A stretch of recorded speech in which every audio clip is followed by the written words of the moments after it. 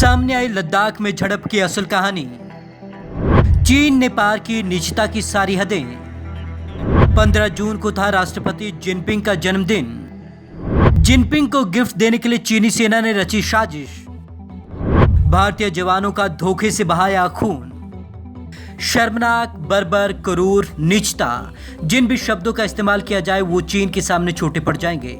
पीठ पर वार करना तो खैर उसकी पुरानी आदत रही है, लेकिन अब वो इस हद तक नीचता पर उतराएगा ये किसी ने सोचा भी न था। अपने नापाक इरादों को अंजाम देने के लिए वो बेकसूर भारतीय जवानों का खून बहाएगा ये सोचना भी मुश्किल है, लेकिन हुआ ऐसा ही।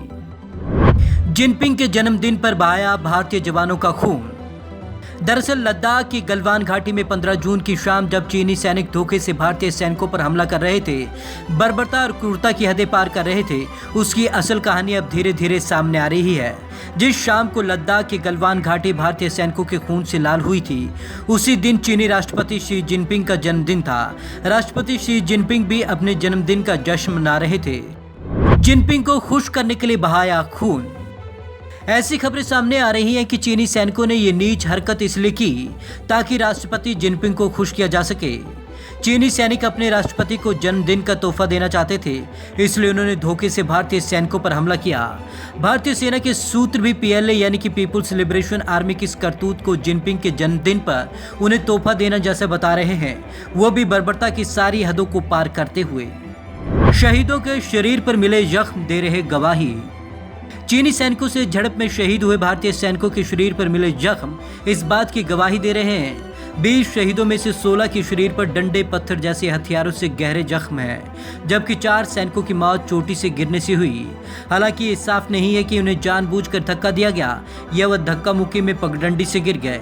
14,000 फीट की जिस ऊंचाई पर चीनी सैनिकों ने हिंसक झड़प की थी, वहां बहुत कम लोग जमा हो सकते हैं। जवानों को आखिरी सांस तक किया टॉर्चर। ऐसा कहा जा रहा है कि चीन के सैनिक भारतीय जवानों पर जंगलियों की तरह टूट पड़े थे। कुछ जवानों के मुंह पर बंदूक अड़ाकर उन्हें आखिरी सांस तक टॉर्चर करते रहे।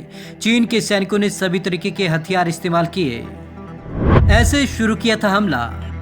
जिस सीमा चौकी पर ऐतराज जताने कमांडिंग ऑफिसर कर्नल बी संतोष अपने सैनिकों के साथ गए थे, वहां से बेहद तंग रास्ता नीचे जाता है।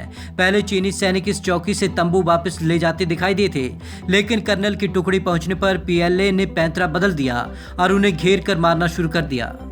सैटेलाइट ने खोली चीन की झूठ की पोल। इस हिंसक झड़प के बाद चीनी विदेश मंत्री वांग यी ने कहा कि दोनों सेनाओं में जहां झड़प हुई वह इलाका शुरू से चीनी नियंत्रण में है। भारतीय सेना एलएसी लांग कर वहां पहुंची, लेकिन चीन के इस झूठ की पोल 16 जून को सामने आई सैटेलाइट की तस्वीर से खुल गई।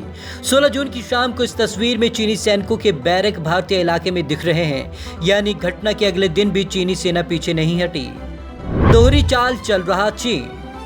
घटना के बाद चीन ने एक तरफा लद्दाख में गतिरोध की शांतिपूर्ण समाधान की बात की, जबकि दूसरी ओर गलवान घाटी पर अपना दावा भी जता दिया।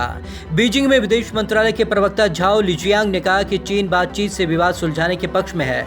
झाओ ने कहा कि शांति बहाल करने और तनाव घटाने के सभी कदम उठाए जाएंगे। वहीं दूसरी तरफ चीनी सेना के पश्चिमी थिएटर कमान के प्रवक्ता कर्नल शुइली ने कहा कि गलवान घाटी क्षेत्र पर संप्रभुता हमेशा चीन के पास रही है। Bureau report, Punjab Kesari TV, Chandigarh.